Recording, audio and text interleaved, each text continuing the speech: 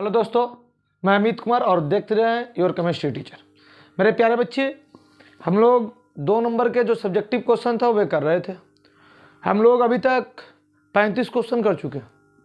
35 question कर चुके हैं। अगर आप नहीं देखे हैं तो उसे देख लीजिए। और आज के जो वीडियो में हम लोग देखेंगे ना, आज के जो सेशन होगा ना, उसमें 35 के बाद 40 तक पहुँचाएंगे। 5 क्वेश्चन इसमें कराएंगे। मेरे प्यारे बच्चे, आपके बोर्ड के लिए बहुत इंपॉर्टेंट क्वेश्चन है। आप उसे देखिए और अपने दोस्तों को भी शेयर कीजिए। और अगर आपको अच्छा लगता है तो वीडियो को लाइक कर दीजिए। तो मेरे प्यारे बच्चे, आज का जो सेशन होगा उसके लिए फर्स्ट क्वेश्चन जो होगा ना, वो देखा जाए। पहला क्वेश्चन आपका क्या करा, ध्यान दीजिए। पहला क्वेश्चन आपका जो है ना, उपसह संयोजन संख्या क्या है। उपसह संयोजन संख्या क्या है, तो देखिए उपसह संयोजन संख्या क्या है। यहाँ से एक क्वेश्चन और बनता है, उपसह संयोजन क्षेत्र क्या, केंद्रीय परमाणु क्या है। आपको एक एक क्वेश्चन करा देंगे धीरे धीरे। तो सबसे पहला पॉइंट है ना, देखिए एक मैंने एग्जाम्पल दिया है, मैं ये इस एग्जाम्पल से क्लियर कर लेंगे हम लोग बच्चे। देखिए FeCN का होल 6 ऊपर -4। अब देखिए इसमें जो बीच में जो धातु होते हैं ना, धातु केंद्रीय परमाणु कहलाते हैं। उनके साथ जो जुड़े होते हैं ना, वे केंद्रीय आपका लिगेंड कहलाते हैं। और लिगेंड की जो संख्या होता है ना, वे उपसह संयोजन संख्या कहलाते हैं। कितने इसमें बाबू? 6। तो ये 6 आपका उपसह संयोजन संख्या हो जाएगा।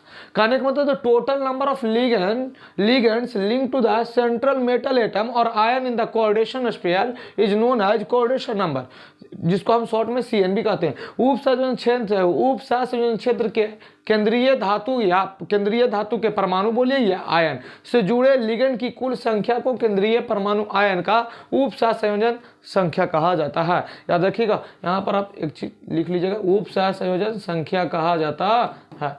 एक बार फिर से, केंद्रीय परमाणु के साथ जुड़े हुए लिगेंड की जो संख्या होती है वही आपका उपसह संयोजन संख्या होती है। Means the total number of ligands, ये लिगेंड्स, ये देखिए total number of ligands linked with the central atom या ion in the coordination sphere is known as coordination number. केंद्रीय परमाणु के साथ जुड़े लिगेंड की संख्या को उपसह संयोजन संख्या कहते हैं। मेरे प्यारे बच्चे, इस तरह से ये क्वेश्चन आपका हो गया। नेक्स्ट क्वेश्चन आपका क्या है, formic acid is stronger than acetic acid. भाई मींस फॉर्मिक अम्ल एसिटिक अम्ल से अधिक प्रबल अम्ल है। क्यों? फॉर्मिक अम्ल जो है ना, एसिटिक अम्ल से अधिक प्रबल है। क्यों? तो देखिए इसमें कोई डोनर समूह नहीं है, मींस दान करने वाला नहीं है, एल्काइल नहीं है। फॉर्मिक एसिड का फॉर्मूला HC+OH। इसमें कोई आपका ऐसा समूह नहीं है जो डोनर ग्रुप कहलाएगा। लेकिन एसिटिक एसिड में CH3C+OH, इसमें यह डोनर समूह है, ये देने वाला। तो वही हमने लिख दिया, एसिटिक अम्ल में डोनर ग्रुप उपस्थित है।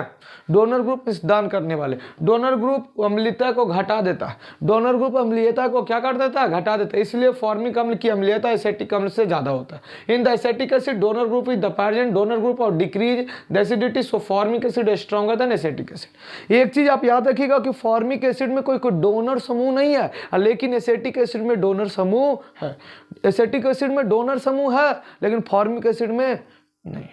फॉर्मिक एसिड में डोनर समूह नहीं है, एसिटिक एसिड में है। तो जहां डोनर समूह रहेगा अम्लीयता को घटा देगा। तो एसिटिक एसिड में डोनर समूह है तो अम्लीयता को घटा देगा। वही हमने लिख दिया, एसिटिक अम्ल में डोनर समूह उपस्थित होते हैं जो अम्लीयता को घटा देते हैं। इसलिए फॉर्मिक अम्ल की अम्लीयता एसिटिक अम्ल से ज्यादा होती है। मेरे प्यारे बच्चे, नेक्स्ट क्वेश्चन क्या कर रहे हैं आपके लिए, the boiling point of ether. Ether का क्वथनांक अल्कोहल से काफी कम होता है। क्यों?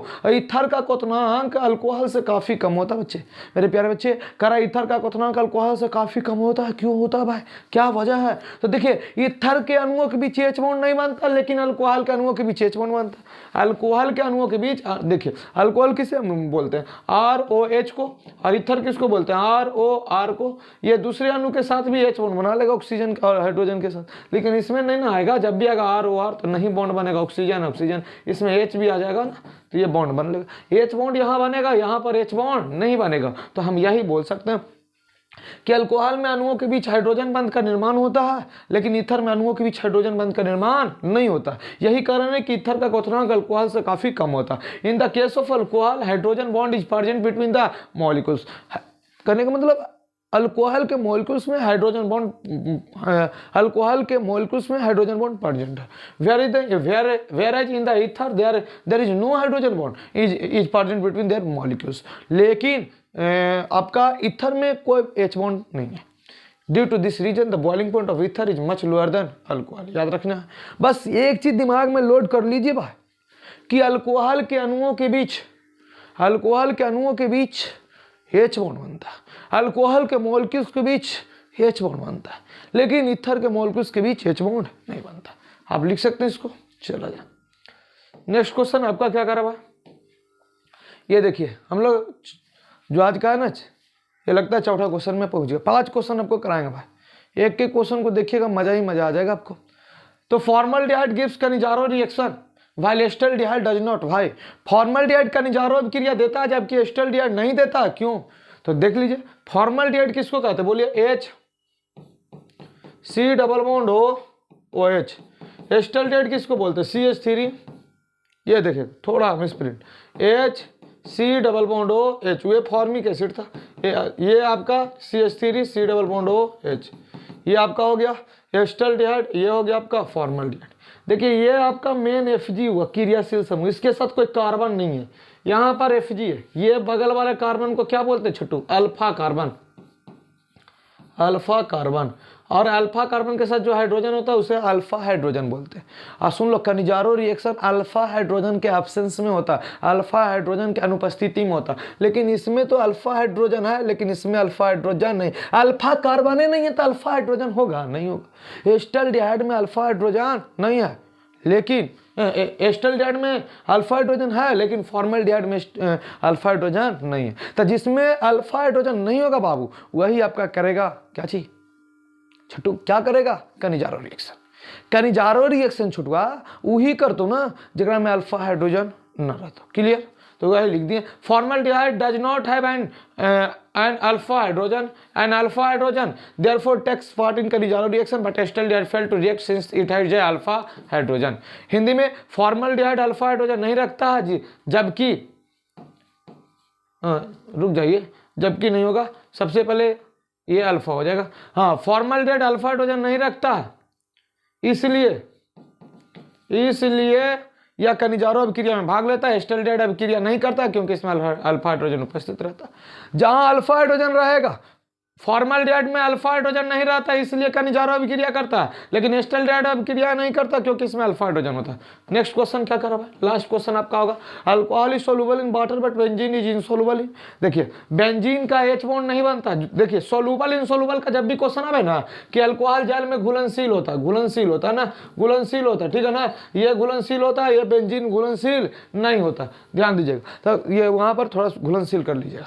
तो अल्कोहल जल में घुलनशील होता है, क्यों? क्योंकि अल्कोहल जल के अणु के साथ H बॉन्ड बनाता है और बेंजीन जल के अणु के साथ H बॉन्ड नहीं बनाता। जो जल के अणु के साथ H बॉन्ड बनावेगा वो घुल जाएगा जल में, जो जल के साथ H बॉन्ड नहीं बनावेगा नहीं घुलेगा।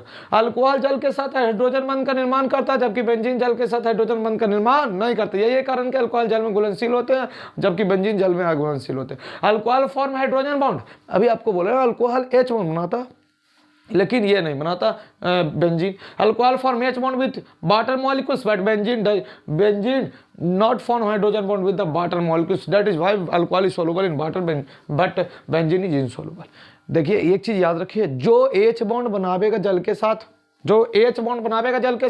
वे विलय कर जाएगा, घुल जाएगा, और जल के साथ H बॉन्ड नहीं बनाएगा नहीं घुलेगा। यहाँ तक आपको कोई डाउट नहीं होना चाहिए। चलिए आज का जो सेशन था इतने ही रखेंगे इसमें, फिर हम लोग मिलेंगे अगले वीडियो में। जब तक के लिए जय हिंद जय भारत।